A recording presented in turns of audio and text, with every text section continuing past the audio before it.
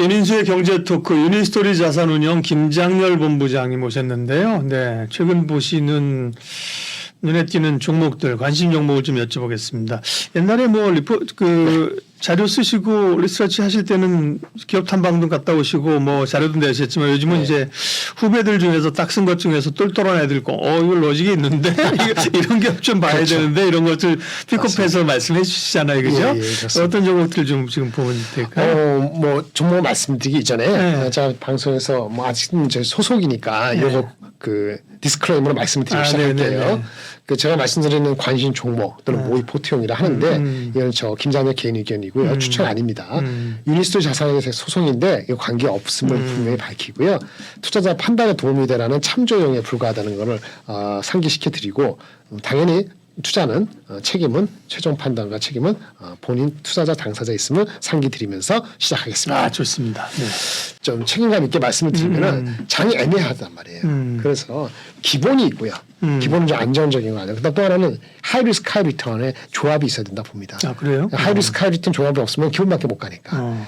그러면 기본이 한 70, 80대고 하이 리스크 하이 리턴은 70, 30% 이하가 되게 맞죠. 근데 거꾸로 돼서 기본이 20%고 하이 리스크 하이 리턴은 80%면 그건 너무 크죠. 네, 그럼 본인들이 알아서 해야 돼요. 그런 것까지 하는 건 제가 맡아서 운영하는 거니까 그건 못하고 하여튼 그런 적절한 조합을 해야 된다는 말씀을 드리고요. 저는 그리고 두 번째 2차 전지는 올해 내내 근본적이지 않았습니다. 그러니까 최근에는 워낙 주가가 많이 빠졌기 때문에 살짝 덜 과거보다 네거티브 하려고 혹시라도 긍정적으로 바뀔 가능성에 대해서 안테나를 좀 세우려고 합니다라는 정도로 말씀을 드리겠고요. 만약에 그것이 네거티브에서 뉴트럴 이상으로 간다면은 어떤 종목이 먼저 우선적으로 공부하거나 대처할 필요가 있는 관심 종목일까? 그것까지 말씀을 드릴게요. 그래서 기본과 하이리스크 하이리턴 조합 그리고 맨 마지막으로 2차 전지가 네거티브가 조금 바뀔 수 있다면 어떤 게 먼저 참조할까? 이걸 말씀드리려고 합니다. 두 가지 그런 그 로직을 가지고 네. 좋아요. 네.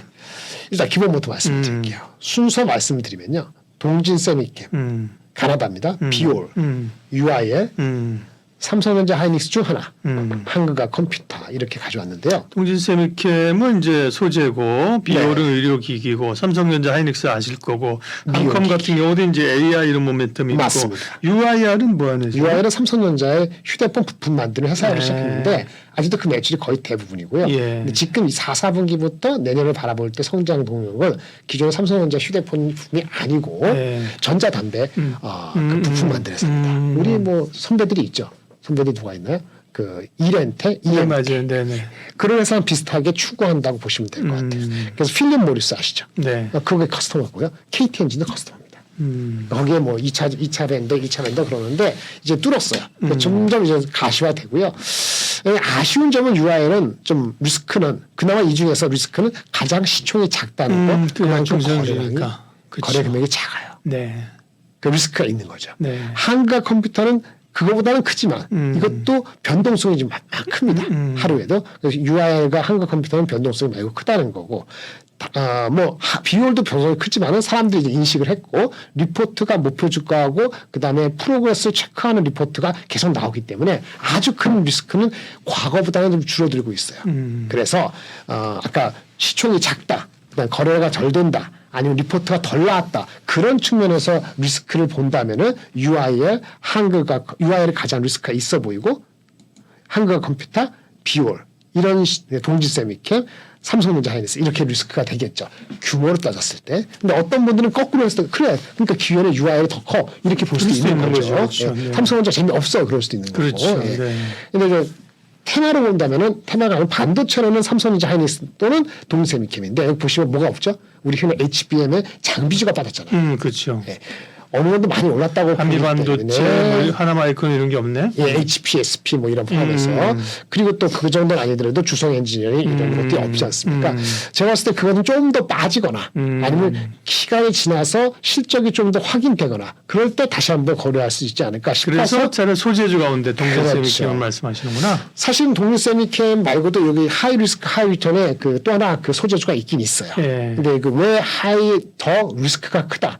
하지만 리턴이 더 클 수 있거든요. 그래서 그건 왜 그런지는 좀 이따 말씀을 드리는데 네. 그런 측면 상대적으로 하이 리스크 하이 리턴보다는 안정성이 있는 것이 아까 동진, 비올, UIL, 삼성전자 하이닉스 둘 중에 하나 한가 컴퓨터 이런 정도라 말씀을 드릴 수 있겠습니다. 네.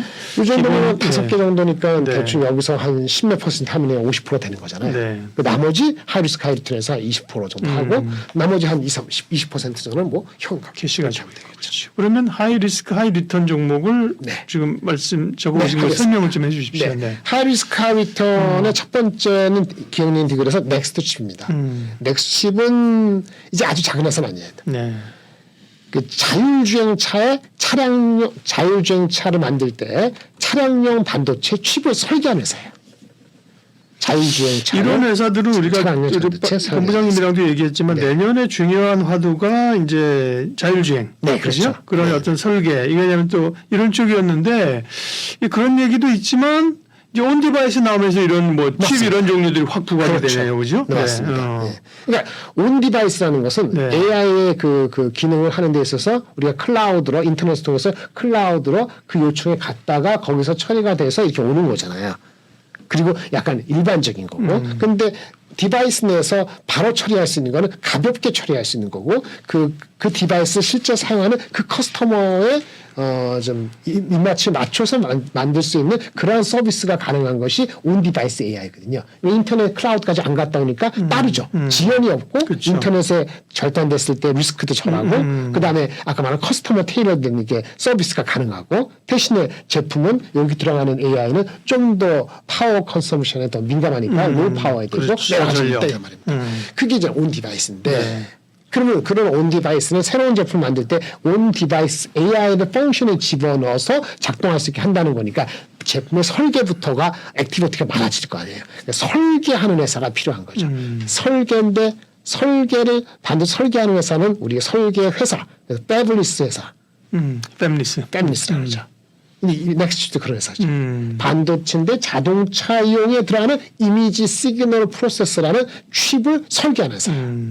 미국의 암은 그 설계하는데 여러 가지 휴대폰에 들어가는 AP, 애플리케이션 프로세스의 그 머리에 해당되는 IP, 설계 자산, 원천을 갖고 있는 게 IP란 말이에요. 한국도 그런 회사 있긴 있습니다. 네네. 오픈 엣지 테크놀로지라고 예. 약간 격은 다릅니다. 그런 설계 자산 회사가 밸류를 많이 받게 돼 있어요. 그거 회사들은 아마 PSR, 세일즈 기준으로 봤을 때는 더 많은 밸류를 받을 거예요. 그 다음 받는 게 설계 전문 회사, 패밀리스 회사죠. 예를 들어서 넥스트 같은 거죠. 넥스트 같은 경우도 올해 실적은 적자거든요. 매출 100억, 200억의 적자. 내년도도 적자는 적자. 내년 말이나 내후년에 빅점프. 왜? 오더를 받는 게 자동차용 오더라는 게 지금 받거나 내년 받은 것이 25년도에 실현되기 그렇죠. 때문에 앞으로 나올 차에 장착하는 거니까. 그렇죠. 뭐 25년도에 나올 차 중에서 뭐 유럽의 어떤 차들하고 이런 액티비티가 있다. 뭐 이런 얘기 기사가 나오는데 리포트 나온 게 있어요. 삼성증권 나온 거 보면은 뭐 저기 그 스텔란티스라든지 뭐 그런 회사들하고 그런 자율주행차 레벨 어디를 간다. 그리고 유럽하고 일본은 이제 자율주행차 레벨 이상을 의무적으로 한다. 내년도, 내년, 후년도 이런 게 나오면은 거기 칩이 넥스트가 되는 거죠. 그래서 이 회사는 25년도 밸류를 해야 되는데 25년 밸류를 할 만큼 실적에 대한 가시성이 아직 높지 않다 보니까 투자가들이 왔다 갔다 하는 거죠. 어쨌든 그러한 온 디바이스라든지 설계 전문 회사라서 넥스트칩이 뭐 텔레칩스도 있고 그다음에 칩셋 미디어도 네, 있고 네, 하는데 텔레칩스는 조금 다른 거고요. 인포테인먼트고 칩셋 미디어는 NPU라고 해서 GPU보다 좀 스피시픽한 게 NPU거든요. 좀 더 구체화됐기 때문에 주가가 미리 많이 뿜었다가 보여지는데 그 회사도 아마 PSR 하면은 PSR 10배, 뭐 PER 50배 이렇게 될 거예요. 네. 이 회사도 마찬가지로 PSR 10배, PER 50배 이런 기준을 가지고 접근해 보시면은 트레이딩을 잘해 보시면 기회가 있다. 다음. 리스크가 있죠. 네. 그러게 변동성이 있다는 거죠. 변동성이 네. 있다는 그런 거죠. 그 넥스트 칩하고 그러면 오픈 엣지하고는 비슷한 유의 좀. 그죠? 오픈 엣지는 IP니까 설계 자산. 아까 암하고 비슷한 거. 예, 그러니까 어쨌든 반도체 군에서 같이 반도체 군에서는 요 맞습니다. 지금 5개 종목 중에서는 하나, 둘, 셋, 네 개인가요? 한국 동지세미캠, 삼성 하이닉스, 넥스트칩, 그다음에 비슷한 말씀드린 거고. DNF. 네.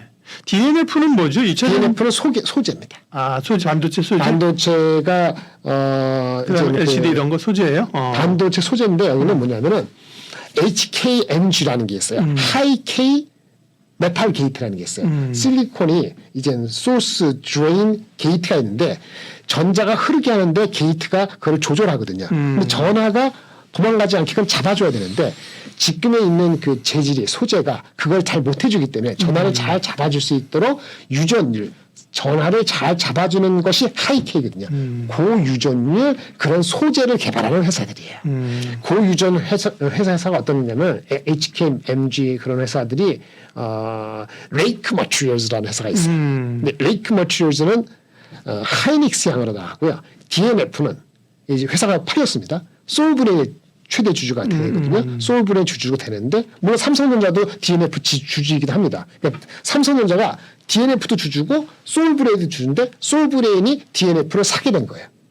그렇죠. 그래서 삼성전자의 레이크 머티리얼스 같은 하이닉스의 레이크 머티리얼스 같은 역할의 HKMG 하이케이 머티리얼 게이트의 소재를 개발해서 양산할 걸 기대되는 게 DNF입니다. 이름만 뭐 알 수가 없어갖고 그러니까 스타디를 비슷비슷해가지고 그죠. 이거는 좀 리스크가 뭐냐면 리포트가 나온 게 별로 없어요. 근데 각광을 받은 게 아까 말한 것처럼 소울브레인이 큰 회사잖아요. 그 인수를 했고 그거 모든 뒷받침에는 삼성전자에 들어가는 하이케이 머티리얼스 게이트 그 소재가 앞으로 많이 쓸 건데 양산할 수 있는 기술력을 DNF한테 믿는 거고 소울브레인이 진두지휘한다 이렇게 보는 건데 주가가 단기적으로 많이 올랐어요.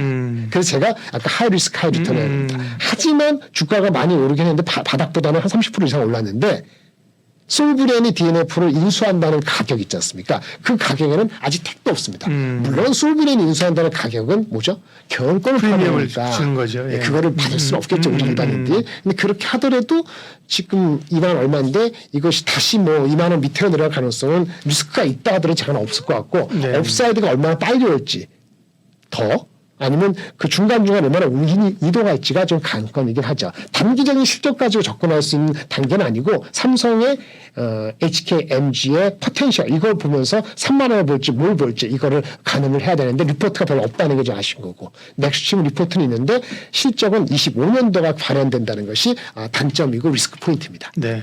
자 바이오가 들어있습니다. 한올바이오파마는 네. 뭐 한올바이오파마는 그 면역 관련되는 이게 바이오인데요. 이게 이렇게 보시면 아쉽게 했을 때 이뮤노반트라는 회사가 있어요. 미국에. 걔네한테 라이센스 내서 하는 거예요. 이뮤노반트가 잘 되면 얘네도 잘 되는 거거든요. 일반적으로. 그 주가가 시가총액이 6조 이상 될 거예요. 아마. 그 최근에 9월 달에 한번 얘네들 핵심되고 있는 그 물질이 결과가 잘 나와서 주가가 그 이뮤노반트가 거의 2배 오른 적이 있었고 100%. 그 다음에 한올바이오도 그때 거의 상한가 간 적이 있었거든요. 그리고 어저께 오늘 아침인데 또 그 고용량으로의 성능도 잘 나왔어요. 잘 나왔다는 게 예상하는 정도로 나왔어요. 그럼에도 불구하고 아마 이익실현, 차익실현 개념이 오늘 좀 많이 따지긴 하는데요. 그럼에도 불구하고 장기적으로는 아까 말한 이뮤노반트하고 한올바이오파마의 이 면역 관문 이거에 대한 포텐셜이 상당히 있기 때문에 주가는 장기 우상할 가능성이 있는데 오늘 보다시피 하루에도 10% 이상 변동이 있기 때문에 10% 높을 때 사야지 말고 내려갔을 때 사야 되는데 거꾸로 하실 가능성이 높아서 좀 변동성이 이 중에서 가장 큰데 하이 리스크인데 리턴은 또 어떻게 보면 또 하이어 리턴일 수도 있고 그래서 여러 가지 중에서 하나를 가져왔습니다. 네. 자 그리고 2차 전지 마지막으로 2차 전지 2차 전지가 뭐 지금 좋다 주정 끝났다 핫하게 사자는 거는 아니지만 그렇죠 시각 자체가 전에 상당히 좀 우려해서 우려가 좀 줄어드는 거고 이게 분위기가 좋아지거나 이랬을 때 좀 눈여겨볼 만한 정도를 미리 알자. 그렇죠 그렇습니다. 그러니까 극단적인지 않지만 많이 제가 부정적이었거든요. 근데 살짝 부정적인 상태는 조금 방향이 바뀌었는데 그거는 뭐 주가가 많이 빠져서 그래요. 그 다음에 리튬 가격으로 대변되는 양극재 아니면 그 배터리 그 제조 원가 이런 측면에서의 좀 저항이 있을 수 있는 단계까지 오다 보니까 물론 최근에는 전기차 가격이 많이 빠지면서 전기차가 한 단계 도약하기 위해서는 저가 전기차가 팔려야 되고 근데 그거 많이 팔릴 때까지는 2차 전지도 쉽지 않다라는 견해가 이제 누구나 다 아는 이슈가 되다 보니까 오히려 그런 이슈가 많이 녹아 들어갔을 땐 주가는 더 이상 안 빠질 수도 있단 말이에요. 그럼 이제 공부를 하다 하자 이런 의미가 된다고 볼 수 있겠죠. 그런데요. 저항이 있고 일부 제품 양극재가 됐던 리튬 가격에 저항이 있어서 바닥을 칠 수 있는데 이것이 가격이 올라갈 되려면은 전기차가 잘 팔려야 돼요. 그러니까 전기차가 낮은 가격대에 나와서 전기차가 팔리는 걸 확인하기 전까지는 이게 주가가 아주 편안하게 그냥 고공행진을 하기는 어렵다고 보기 때문에 원재료 값이 먼저 올라주는 게 아니라 수요가 늘어야 그렇죠. 이제 맞습니다. 오르고 그게 이제 상호작용을 한다는 얘기군요. 그래서 그런 의미에서 중소 종목은 확실히 기술력이 있어야 되겠다. 기술력을 버텨보자. 그 넘버가 나올 때까지. 대형주는 그래도 그런 것이 먼저 보일 수 있어서 안전적으로 가는 건데 업사이드 많지는 않겠죠. 대형주부터 말씀드리면 대형주는 삼성 SDI, 셀업체에서는 SDI하고 LG 엔솔하고 SK 이노베이션이 있는데 네. 캐파 측면에서도 그렇고 SK 이노베이션은 조금 그 SK온이 빠져 있으니까 안에 녹아 있으니까 그건 제껴놓고 SDI 대비 LG 엔솔은 악입니다. LG 엔솔은 고객이 다양하죠. 장점이 있어요. 그런데 SDI는 유럽 쪽이죠. 스텔란티스, 예, BMW. 미국, 예. 근데 밸류가 가장 싸거든요. 그래서 밸류 측면하고 좀 더 SK 이노베이션보다는 늦게나마 이제 업앤런이 이제 캐파를 증가하면서 장기적으로 2027년 8년을 봤을 때는 우리 장기적이긴 합니다만 전고체 시장으로 갔을 때 그 프리미엄 가능성까지 표명한다면은 SDI 또는 LG 엔솔인데 저는 개인적으로는 SDI 먼저 공부하고 싶다 이런 말씀을 드리는 겁니다. 두 번째는 말씀하십시오. 포스코홀딩스. 철강이 아니고 아까 리튬 포함해서 소재를 다 갖고 있는 거죠. 주가가 50만 원, 70만 원 가다가 지금 50만 원 이하 때 내려왔지 않습니까? 천천히 장기적인 분들은 지금도 괜찮다고 봐요. 한 주 한 주 이런 식으로 접근하면은 이거는 가능성이 있다라고 보여지는데 바로바로 올라가진 않겠죠. 무거우니까. 그래서 대형주에서는 이러한 수직 뛰어나다는 포스코홀딩스, 셀 중에서 좀 밸류가 싼 SDI 주가도 많이 빠졌고 그 다음에 기술력으로 아직 넘버가 나올 때까지 기다려야 되는 JO라는 회사가 있습니다. JO는 CNT입니다. 카본 나노 튜브예요. 음극재에 들어가는 기술의 혁신을 할 수 있는 카본 나노 튜브 소재 만드는 회사예요. 근데 실적이 잘 나왔어요. 3Q에. 그 전반적으로 넘버가 나옵니다. 다만 넘버가 나온다 해서 PER 싼 건 아니에요. 기술력이 있다는 걸 입증했다고 이해하신다면 지금 주가에서는 아주 큰 부담은 없다. 두 번째는 CIS. 이건 SFA라는 반도체 디스플레이 장비 회사한테 주인만 바뀌었어요. 팔렸어요. 올해. 그래서 IR 합니다. IR 안 하던 회사예요. 뭐 하는 회사냐? 장비 회사인데 그렇죠. 코팅 장비 회사. 양극재, 음극재 믹스해서 뭐 코팅하는 거 있잖아요. 그거 장비하는 회사예요. 근데 기술력이 있습니다. 그래서 SFA는 새로운 주인을 맞았기 때문에 지금 받아 있는 그 오더 흐름만 봤을 때는 올해 실적은 뭐 쏘쏘한데 내년부터는 다시 재성장이 될 거로 보이기 때문에 CIS도 관심 종목에 넣으면 괜찮지 않을까라고 생각이 들어서 JO, CIS, 대형주 SDI, 포스코홀딩스 이런 종목들을 2차 전지에 대한 센티가 조금이나마 누트럴 이상 간다면 우선적으로 참조할 수 있는 후보군이다라고 말씀을 드릴 수 있겠습니다. 네, 김장렬 본부장의 관심 종목들 몇 가지 포인트로 2차 전지까지 해서 짚어주셨습니다. 유니스토리 자산운용 김장렬 본부장 함께했습니다. 고맙습니다. 감사합니다.